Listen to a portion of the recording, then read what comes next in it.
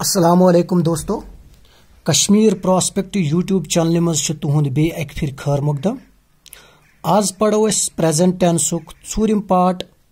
यथ present perfect continuous वनान। Already मे 3 वीडियो बनामे तम यूट्यूब पे अवेलेबल, तो हेकु तम वचित। आज चूरिम पार्ट अस पढ़न प्रेजेंट परफेक्ट कंटिन्यूअस। प्रेजेंट मतलब गो युस वुनकन को वक्त युस वुनकन वक्त चलन अत वन प्रेजेंट। परफेक्ट मतलब गो येत सु वक्त युस पास्टस मज स्टार्ट गुमुत, चाहे सु 15 मिनट ब्रोट आसा गुमुत, 1 घंटे ब्रोट आसा गुमुत, 1 हफ्तु गुमुत आसा, रेत आसा गुमुत, तथ वन परफेक्ट। कंटिन्यूअस मतलब गो लगातार, यानी वुनकन वक्त चलन। प्रेजेंट परफेक्ट कंटिन्यूअस मतलब गो सु वक्त युस पास्टस मज स्टार्ट गुमुत मगर वन न खत्म गुमुत क्या, वन पकान, तथ one present perfect continuous. Present perfect continuous समझन ब्रोट गस तुह यमिच जानकारी आसिन सिंस तो फॉर, तिकाज यमिच यूजेज यमुक इस्तेमाल ज्यादातर कर प्रेजेंट परफेक्ट कंटिन्यूअस मज। वो सिंस कत यूज कर तो फॉर कत यूज कर। सिंस में ये लिखमुत स्पेसिफिक टाइम। स्पेसिफिक टाइम गो सु टाइम युस खास टाइम आस, यानी खास वक्त पे, कुछ खास वक्त पे, या अत हेको वन पॉइंट ऑफ टाइम ति या स्टार्टिंग पॉइंट वनो, यानी तत लगन सिंस। फॉर मे ये लिखमुत period of time. Period of time मतलब गई मुद्दत। मुद्दत मतलब गो कूता वक्त पे, यानी कूता वक्त पे, यानी यह थवन कूता वक्त, 2 रेत 5 रेत 5 घंटे 6 दह 7 दह वट एवर क्या तथ वन मुद्दत। सिंस मतलब गो खास वक्त पे या स्टार्टिंग पॉइंट। ये मे एग्जाम्पल दिसमुत, सिंस लगन मिसाल के तौर पर इस वनो 2 PM यानी 2 बज पे, 5 AM सुबह 5 बज पे, 5 o'clock 5 बज पे। ये मे लिखुन 1985 यानी 1965 पे, 1998 पे, 2015 पे। या अगर कुछ यस्टरडे तत लगाओ सिंस। अगर कुछ मंडे यानी दोहन हुंद नाव Monday Sunday Tuesday Wednesday whatever क्या तत लागो सिंस यूज कर। फ्राइडे संडे ये लिखुत मॉर्निंग सुबह वक्त, इवनिंग शामुक वक्त, आफ्टरनून दोपहर वक्त। चाइल्डहुड यानी बचपन पे, बर्थ यानी गो जवन पे, या लास्ट डे पतमे दह पे, तत लगावन सिंस। फॉर तत यूज कर मिसाल के तौर पर पतमो 2 मिनटों पे, 6 hours यानी पतमो 6 घंटों पे, 3 days पतमो 3 घंटों पे, 2 weeks पतमो 2 वक्त पतमो 2 हफ्तों पे। ये मे लिखुन 9 months। यह मिसाल अत हेकु तुम 8 months 7 months 5 months क्या ये मे एग्जाम्पल दिम 9 months। ये मे लिखमुत 4 years। ये कह worry 1 year 2 year 3 year 4 year क्या 4 years या 1 century यानी 100 वरी। along गो काफी वक्त पे, अवाइल गो क्या वक्त पे, यह गो क्या वक्त, यह गो काफी वक्त, यानी यह ज्यादा वक्त यह कम वक्त। many days वारिया दह पे, many hours यानी वारिया घंटों पे, या many years वारिया वरियों पे। अत मे बेस्ट एग्जाम्पल कि ये तुहद खतर दिसमुत कि सिंस तो फॉर कत वो तुम समझ। वुचो ये मे लिखमुत I have been living in Turkey since 2010। अमुक मतलब क्या गो, बह हसा छुस टर्की ये वन टर्की या अड़ वन तुर्की तो पढ़ने टर्की। बह हसा छुस टर्की मज सिंस 2010 पे रोजान। यह वन तती रोजान, यानी 2010 पे बह कत तुर्की मज रोजान। ये मे ब्याक example this, I have been living in Turkey for 10 years। बह हसा छुस पतमो 10 वरियों पे, ये लिखुन 10 वरियों पे हसा छुस बह कत तुर्की मज रोजान। ये मुद्दत होमुत, क्या होन मुद्दत, यानी अम हो बराबर वक्त कूता कच वरी, तमे मूजूब ये लगन फॉर। ये मुद्दत दित कह, ये खाली स्टार्टिंग पॉइंट दित तत लगन सेंस ये क्या 2010 क्या इट्स ए स्टार्टिंग पॉइंट यानी यह स्टार्टिंग पॉइंट तम मूजूब लोग मे सेंस ये मुद्दत होमुत अम बराबर टाइम पीरियड होमुत कि कूता वक्त गो तम मूजूब लोगमुत फॉर। चलो पको वन दोयमिस पेजस पे दोयमिस पेजस पकन ब्रो गई मे कत तुम मुशित वन to be forms to be forms of verb यम छ 8 कस छ 8 कुस छ be am is are was were been the being यम गई to be forms of verb यानी इन कुन सात वन हेल्पिंग वर्ब तनो या इन वन ऑक्सिलरी वर्ब वन कुन सात एज ए हेल्पिंग वर्ब कुन सात एज ए मेन वर्ब तम इस्तेमाल कर अम खतर बना बह सेपरेट वीडियो तह वनो बह to be forms of verbs कत वन ये बी मतलब first form was the verb यानी यह अमिच पास्ट फॉर्म यानी यह present form it's a present form past form यह गई पास्ट पार्टिसिपल यह गई प्रेजेंट पार्टिसिपल फॉर्म यानी चूरिम फॉर्म ये इंग फॉर्म वन यह गई त्रेम फॉर्म अमे मूजूब प्रेजेंट परफेक्ट कंटिन्यूअस मज कर बीन यूज मे दोप तुम गो कन्फ्यूजन अमा यह बीन कत आव यह बीन आव यम बी पे यानी इन 8 वन बी फॉर्म्स इन वन बी फॉर्म्स तमे मूजूब बीन अत मज यूज कर वन करो प्रेजेंट परफेक्ट कंटिन्यूअस करो एफर्मेटिव सेंटेंस गई तम सेंटेंस यम पॉजिटिव सेंटेंस यानी यमन मज नॉट यूज आस गुमुत कह यानी यमन मज कार नकार तम वन एफर्मेटिव सेंटेंस ब्रो गस फार्मूला पर कि फार्मूला क्या सब्जेक्ट मतलब गो यह नाव वसित या नाव बदल कर प्रोनाउंस यूज मिसाल he she it they I we you subject plus has been मे तन बीन वोन बीन कत आव यानी यह त्रेम यानी यह वर्बच त्रेम फॉर्म यानी यह पास्ट पार्टिसिपल फॉर्म अत या हैव बीन कर हैज या हैव बीन प्लस वर्बच गोडनिश form plus ing plus object plus since for मे तन वोन सिंस फॉर्म कत प्लस टाइम यानी टाइम कुत वो हैज द हैव मे तो अम ब्रो तिक मे वीडियो 3 बनमित तुम हेकू तुम वुचित हैज कत लग तो हैव कत लग मगर ये दिम बह थोड़ा तुम ओवरव्यू ये हैज तो हैज लगन खाली he she तो it इन लगन has I we you and they इन लगन have he has she has it has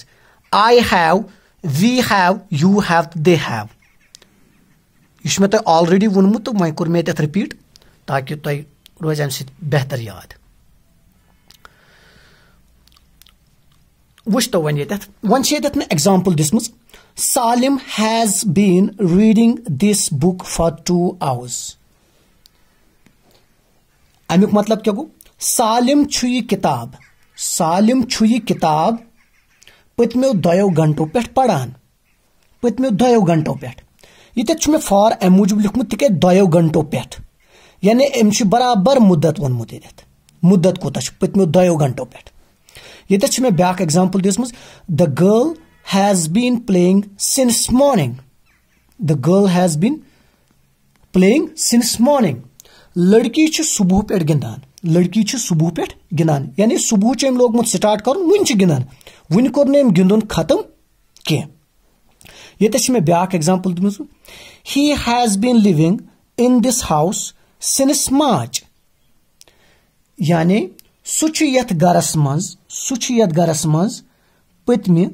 यानी सह यथ गरस मज मार्च पे रोजान सह गरस मज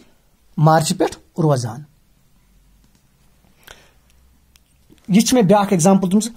we have been working in this department for 6 months we have मतलब यथ वी मतलब वी मतलब यह plural S we have been working यथ डिपार्टमेंटस मज 6 रतों पे काम करान 6 रतों पे काम करान 6 रतों पे काम करान ये मे ब्या एग्जाम्पल दिसम Sartaj has been teaching you for 2 years Sartaj क्या सरताज चे पत्मो 2 वरियों पे पढ़नावान सरताज चे पत्मो 2 वरियों पे पढ़नावान 2 वरियों पे यानी ये मुद्दत वोनमुत यम सात तम मुद्दत तत गो फॉर पत्मो 2 वरियों पे पढ़नावान यानी पत्मो 2 वरियों पे पढ़नावान यानी स्टार्टिंग पॉइंट क्या पतिम 2 वरी यानी पास्ट मज कर्मुत स्टार्ट वन तुस बह पढ़नावान तम मूजूब वो मे has been teaching you for 2 years यह कि ये मे अख चीज मेंशन करन इस इंपॉर्टेंट चीज आई एम रीडिंग मतलब क्या गो मैं पढ़ रहा हूं बुछुस पढ़न आई हैव बीन रीडिंग यह गो बुछुस पढ़ान मैं पढ़ रहा हूं वन कंफ्यूजन गसन अख चीज गसन सर अगर यह मतलब गो मैं पढ़ रहा हूं यह गो मैं पढ़ रहा हूं सर फर्क क्या तेल इस करो यह योत यूज या यह योत करो यूज इन क्या वो यम सात बह आई एम रीडिंग मतलब मैं पढ़ रहा हूं अमुक मतलब गो मे वनकन यह काम स्टार्ट कर्म वनकन यह कंटिन्यूअस यानी वनकन लज मे स्टार्ट कर यम सात बह आई हैव बीन रीडिंग अमुक मतलब गो काम मे स्टार्ट कर्म अम ब्रो यानी मे वारिया टाइम क्या काम करन गोमुत यानी अगर मे कह दप क्या कर बह दपस आई एम रीडिंग अमिस तोर फिक्र यह वो लोगमुत पढ़ अगर दप सह कर पे लोगुत पढ़ बह दपस I have been reading since morning सह दप ओ दप सुबह पे वोत पढ़न दप सुबह पे वोत कंटिन्यू पढ़न तम सात बह ये कर आई हैव बीन रीडिंग नत वन बह सिंपली आई एम रीडिंग बह पढ़न ये बह आई एम रीडिंग मतलब गो मे लोग वो पढ़ ये मे 1 घंटे 2 घंटे 30 मिनट सुबह पे लोगमुत पढ़ या 5 घंटे मे गमित तत वन बह I have been reading since morning या आफ्टरनून तत लगान यह मेन बिग डिफरेंस यह अमे साथ लगभग स्टार्ट गमुत यह अम ब्रो स्टार्ट गमुत यह कंटिन्यू यह कंटिन्यू मगर यह फर्क यह अम ब्रो गमुत स्टार्ट यह वनकन स्टार्ट गमुत चलो पको बेस पेजस पे यह वो मे एफर्मेटिव सेंटेंस वन अगर नेगेटिव सेंटेंस बनाउन यानी नकार तन वो मे एफर्मेटिव सेंटेंस गो ये अंकार ये नकार पत कर लगाओ नॉट अस कर बीन ब्रोट नॉट कर यूज मिसाल Salim has not been reading this book for 2 hours the girl has not been playing since morning he has not been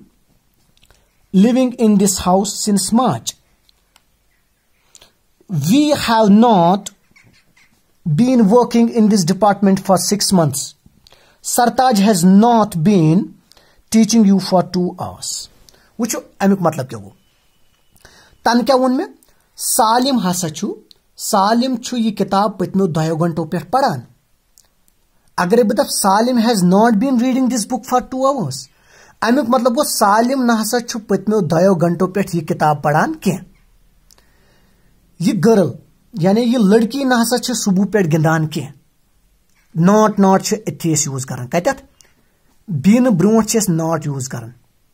been brought क्या नॉट यूज गस थवन याद या तुम वनु हैज या हैव ये तम पत लगाओ नॉट सह असल रूल तुम दपो यम सात हैज पत करो नॉट या हैव पत करो नॉट सह ठीक या तुम दपो बीन ब्रोट करो यूज सह ठीक यम गई नेगेटिव सेंटेंसेस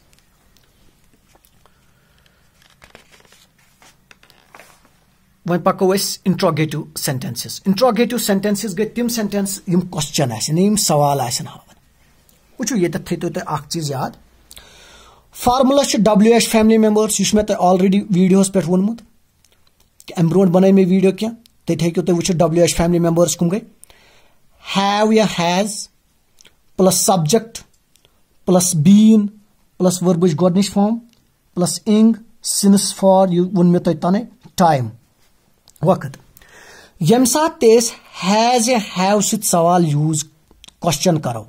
यानी स्टार्ट करो अस कम सित हैव या हैज सित करो स्टार्ट तत जवाब बोजन खाली यस आर नोहस मज यानी सोन इंटेंशन खाली बोजन अम सुन जवाब यस आर नो हाँ या ना अवा या ना क्या मिसाल के तौर पर has Salim been doing his work for 3 hours अमुक मतलब गो क्या सालिम छा पन काम 3 घंटों पे करान क्या सालिम क्या मतलब ये तो लिखुत क्या सालिम छा पन काम पत्मो 3 घंटों पे करान इस दपोस यस या वनोस नो या have they been helping you many years क्या तिम छा वारियो वरियो पे चे मदद करान दस अहन तिम हाज करान यस या तिम वन नो या WH फैमिली मेंबर्स सत यम सात सवाल यूज करो अत यस आर नोहस मज जवाब आसान बोजन कह पूरे डिटेल सान पेवन अम सुन जवाब बोजन वुच तो वन यूजेज क्या अमिच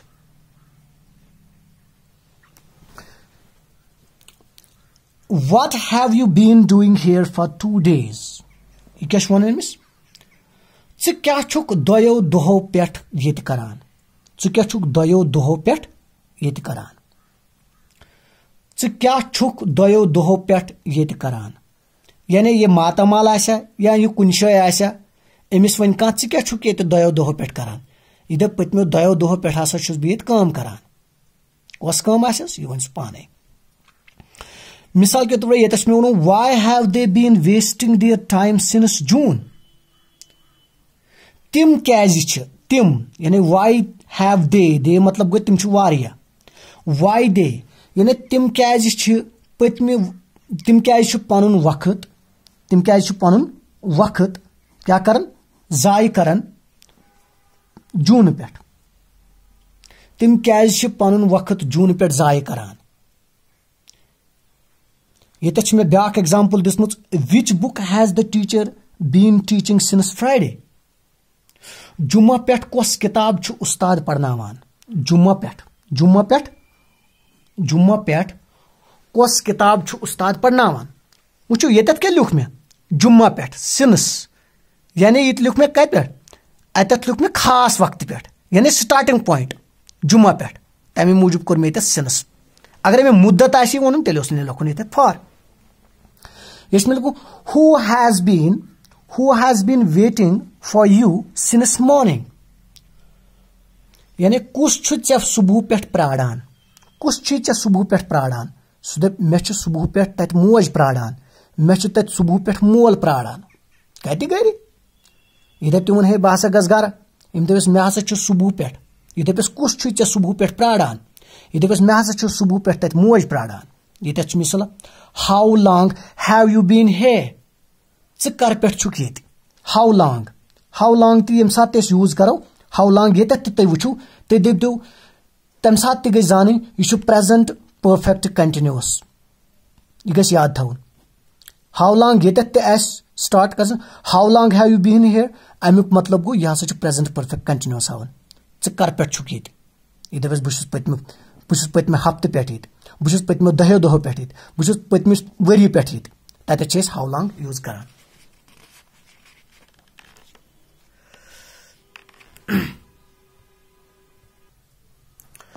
वन यम सात गई इंट्रोगेटिव सेंटेंसेस वन यम सात इंट्रोगेटिव नेगेटिव सेंटेंस तत क्या कर फार्मुला यह मगर नॉट कत यूज कर बीन ब्रो नॉट ये कर यूज नॉट सब्जेक्ट पत कर नॉट यूज या बीन ब्रो कर नॉट यूज सब्जेक्ट पत मिसाल ये has Salim not been doing his work for 3 hours have they not been what have you not been why have they not been Which book has the teacher not been teaching? Who has not been waiting? How long have you not been? यानी subject पता करो क्या subject यम साथ use करो पत करो not use या been brought करो नॉट यूज अमुक मतलब क्या गो मिसाल के तौर पर वह कर बह रिपीट क्या वह कर अक एग्जाम्पल ये मिसाल who has not been waiting for you since morning who has not कुछ छुई न चे प्राड़नी सुबह पे ये वन कुछ छुई न चे सुबह पे प्राड़नी सह दपस मोल छुन मे सुबह पे तक प्राड़नी ये नॉट मतलब कुछ छुई न चे तन बोन who has been waiting for you since morning चे कुछ छु सुबह पे प्राड़ान यह वन वनकन who has not been waiting for you since morning कुछ छु न चे सुबह पे प्राड़ान कुछ छुई न चे यानी मतलब गो नॉट यह गई इंट्रोगेटिव नेगेटिव सेंटेंसेस वो एफर्मेटिव सेंटेंस तोन मे एफर्मेटिव सेंटेंस तोन मे नेगेटिव सेंटेंस तोन मे एफर्मेटिव नेगेटिव इंट्रोगेटिव तोन मे इंट्रोगेटिव नेगेटिव सेंटेंस तोन मे लास्टस पे कर बह तुम अपील कि मेन चैनल करियो सब्सक्राइब बे करियो लाइक बटन बे अगर क्या फीडबैक आस दिन कमेंट सेक्शनस मज गई जरूर लेखन बाकी खुदा सिंद फजल सत मे सारी ग्रामरिक पार्ट करें इंशाअल्लाह रहमान कंप्लीट सिर्फ तो सिर्फ तुहद खतर तिकाज मोन मकसद अकै कि मैन सत गु तुह कुन रंग कह फायद वातुन यह मोन इंटेंशन यह मोन मोटिव बाकी दुआवन मज थो मे याद बाकी वसलाम थैंक यू वेरी मच।